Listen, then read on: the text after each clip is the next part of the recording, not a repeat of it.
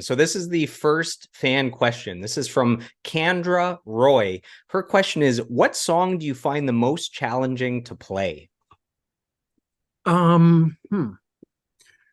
I would probably say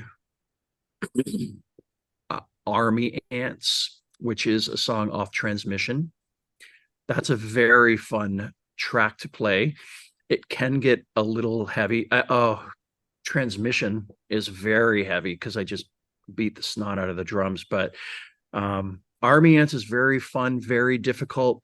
I remember not mocking, but borrowing from Matt Cameron from Soundgarden, a little bit of my bell action in the chorus of that song. And whenever I'm hitting the bell, the kick drums at the same time. There's just a lot of work that goes into that song. And mind you, it's not difficult. It's just a fun song. But if it ends up at the end of the set, that's when they become difficult. Transmission, for example, a very easy song to play. But if you play it like I play it, it's not easy. It's just a lot of work. As a guitarist listening to the Tea Party discography, the song Save Me sounds like it would be impossible to play on drums. Oh, it's so much fun. It's so easy. I've learned how to control my breath when I play that song because there are some heavier parts that require a little bit of muscle, but honestly, I get to catch my breath in the beginning of that song. So if we play something heavy, and there's no talking, say, between that song and Save Me, I can go right into the pattern and rest assured I am breathing in my nose, out my mouth, and just kind of taking it easy because you don't have to beat the hell out of the drums because it's such a nice little pattern. So we have some kind words sent in from an iconic drummer who says that the song Save Me changed his life. So this is from Rich Beddoe, former drummer for Finger 11, Saint Asonia, and he was over in the UK touring with Daughtry recently, which is amazing. Oh, amazing. And he sent in quite possibly the longest quote in podcast history. It's a full page, and I'm going to do my very best to read through this. All right, so here we go. Okay.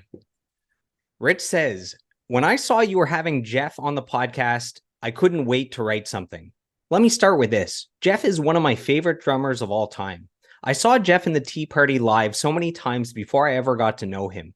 I've been such a huge Tea Party fan since their very first record came out. The drumming on the song Save Me changed my life. It is in my top 3 drum performances of all time. The musicality of it, the groove of it, and the almost drum solo section halfway through blew my mind when I first heard it. The groove he created for the intro and verses on that song are one of the coolest patterns I've ever heard. Then I saw him play it live and was 100% brought to tears, like for real, to tears. The power of it live was stunning. It took me years to figure out what the hell he was playing, and I probably still have it wrong today. It's a song that I show drummers that may not have heard the song or the band before. There have been many a back lounge late night air drumming sessions to that song with some pretty notable players out there. When Edges of Twilight came out, I couldn't believe how the band and songs had grown into full-fledged arena rock band anthems. With these magical videos to go along with them, all the guys had a godlike presence to me. The songs, the videos, and the look of the band members, they had it all. As if they couldn't blow my mind anymore, all of a sudden, I hear the opening to Temptation. Never had I heard a drummer doing this before. The use of samples and drum programming into the songs and his kit made Transmission such a huge example to me of what growth meant for a band. Top to bottom, perfect album. I could go through a bunch more of their records, but I think you get the idea of what Jeff means to me in my musical life and journey.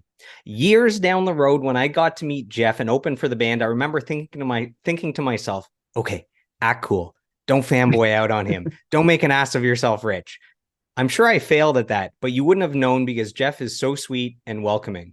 Jeff is an amazing human being, a beautiful family man, and loved by so many. I ran into Jeff's son over in Germany last year when I was filling in for Daughtry. He's an incredible drummer, and him and his band are working hard and paving their way like his dad did to a bright future. What else can I say? Jeff's become a brother to me now, but I will always secretly be that fanboy to him and his legendary band. The Tea Party will go down in history as one of Canada's best bands. That's from Rich. All right, interview over. I mean, geez. Drop the mic. He is such a nice guy. I think I remember the first time I saw him with Finger uh 11. was it finger, yeah, it was finger 11 at that point.